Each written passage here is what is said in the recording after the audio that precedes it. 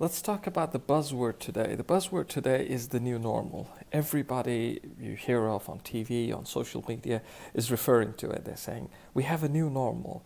And are we prepared for the new normal? And this will change the world forever. Everything will not be the same again. And this is a very huge change that we've never experienced. Yes, I agree, because if you were not aware of what happened in the previous decades in this world, then definitely this is a new normal for you. But to me, this is not a new normal. This is the same thing all over again, just with a bigger price tag. Previously, we used to lose billions of dollars. Now we've decided to lose trillions of dollars. It's the same thing. If you diagnose the problem, if you look at it from a forensic standpoint, we are doing the same mistakes. We are not ever learning from what we've done in the past. And our mistakes are the same. What contributed to the previous mistakes? What contributed to the crisis that we had, the credit crisis of the 70s, 1772, where over-optimism increased so much in terms of credit expansion that it created a crash? What happened in the Great Depression that lasted for 10 years? And that was also led by bad policymaking, of course, by the then US government. But 10 years, the country, the nation, the world suffered. 10 years, that was a new normal for them. They were not prepared for it. There were so many jobs lost in the Great Depression.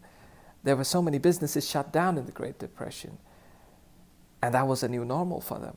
The OPEC oil price crash that happened in the Arab world because of conflict of foreign policy interest was a new normal.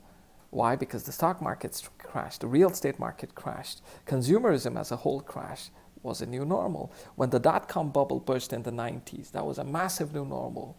And that is very relative to today as well, because the dot-com bubble covered the one sector that we proudly talk about today, which is the startup world, the entrepreneurs. Who do you think created the dot-com bubble? And who do you think created that new normal? It is the same people that are contributing to it today. When we had the 2007 and 2008 crisis, okay, when Lehman Brothers went bust, even though they had assets of more than $261 billion, and they went bust. That was a new normal. Thousands, tens of thousands of people lost their job. New normal. General Motors filed for bankruptcy after having more than $91 billion in assets. New normal. 2007, 2008. New normal. Why are we claiming that this is a new normal to us today? Yes, this is just a new experience, like I said, with a bigger price tag.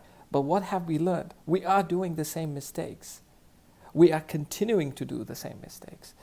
The mistakes are the same. Greed, overvalue, high speculation, and just trying to create an appetite that doesn't exist. HSBC Holding during the dot-com bubble burst made a research and found out that most of the startups launched during the dot-com bubble burst scenario were overvalued at an average of 40%. So people had invested 40% more than what they should have invested in that company because it was overvalued. At a time when Microsoft, which was a very highly successful performing company, had an average performance of 50%. Startups, regular startups in San Diego were claiming to be worth millions and hundreds of millions actually, and investors were putting money in it. We're doing the same thing today. Today, if the startup world is claiming that we are suffering and we don't have investors putting money in the seed level or Series A, it's because the investors don't trust what you're doing, because you're doing exactly the same mistakes of the 90s and the 2000s. You don't have business plans that are based on revenue models. You don't have any cash flow statements that is showing profits. You are not following any fundamentals of economy or business that is taught in any business school. You are following the big success stories and you want to imitate them, and in the bargain we all lose. Businesses, regular businesses, who are today claiming that they are in trouble, I'll give you an example. I know of a company which declared officially in public domain last year net profits of $55 or $54 million. That same company 2 months ago laid off more than 500 employees. Now you tell me, if you declare $54 million in net profit, how could you not have money to pay for 500 employees' salaries? And you're looking for a government stimulus to save you. Why are businesses milking this situation? That is what I ask. I am not interested to know whether this is the new normal and this is going to change the world. I'm more interested in bringing attention to the real issues. And the real issues is, why are these businesses trying to milk the situation? Why are policymakers not getting involved? And why didn't policymakers set the right control measures when they learned what happened in the 90s, when they understood what happened in 2007 and 8, when people left their cars outside Dubai airport heading home by the thousands? Those cars were out there in the sun because they didn't have money to pay any more of those installments. And the real estate crash that happened. Where are the regulators? Why haven't the regulators made sure that that learning is put to some level of policy making? Why are we still developing the same hype, the same speculation, the same greed is coming all over again? And then today we claim, oh my God, COVID-19 has got us all off guard. No, we were always aware of it, but we were happy making the money. How is it possible that last year the US banks declared, the banking sector declared profits of more than $200 billion? That means they must have given out loans to the tune of trillions. How can you now claim that you have no money to keep employees? Because businesses borrowed that money. In the GCC, in the Gulf states, the Gulf banking sector declared profits to the tune of around $36 billion. That means billions of dollars, hundreds of billions of dollars were given out as loans.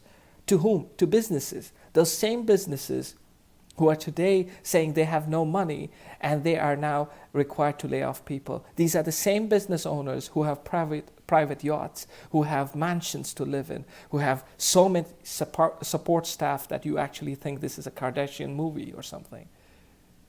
Why aren't regulators involved in this? Why didn't regulators see the closeness of where the expense sheet was looking at and what was happening with provisions? How come we reach this stage? This is what I'm asking. I am asking, how is it possible that so much loans were given away to businesses, and today those businesses, just within 2 months of COVID-19 striking the world, claiming, oh my God, I'm in trouble, I need a stimulus package to help me? I think these are the kind of things we need to talk about. We shouldn't be encouraging the young entrepreneur towards thinking that this is a new situation where you will benefit from. You will come up with the idea that will change the world. Please, I am more interested in not making more billion-dollar mistakes. Do you know that the startup world has had 90% at an average failure rate since the inception of the startup community in the early 90s? And you are now encouraging more people who don't understand what cash flow means, who don't understand what revenue models mean, who don't know how to make money. They're copying the Facebook concept. They're saying, hey, Facebook was not making money and still raised a lot of money. Facebook was doing around $1 billion in profit, hence they valued themselves 100 times at 100 billion. We don't want to encourage this. We want to regulate things so that we don't reach where we are today in 2020. I invite all people to bring to attention these important issues. Today there are people who are suffering from hunger, people who don't have money to eat. These are people in cities, not in villages and slums. This is what we've done to them, and this is what we need to change. We need to change the way we set expectations, the way we regulate businesses, the way we pass loans. This is what we need to change. If we don't change this, trust you me, we will be again in this place, unfortunately, one more time. And then I don't know whether we will have the energy or the money or the desire to come up. So I want everybody to pay attention to these important issues and not just use buzzwords of the new normal and all of that. I hope this video helps all of you understand the situation better, and I want all of you to do more research before judging and understanding everybody's opinion online. I wish you all a very healthy and safe life. Take care.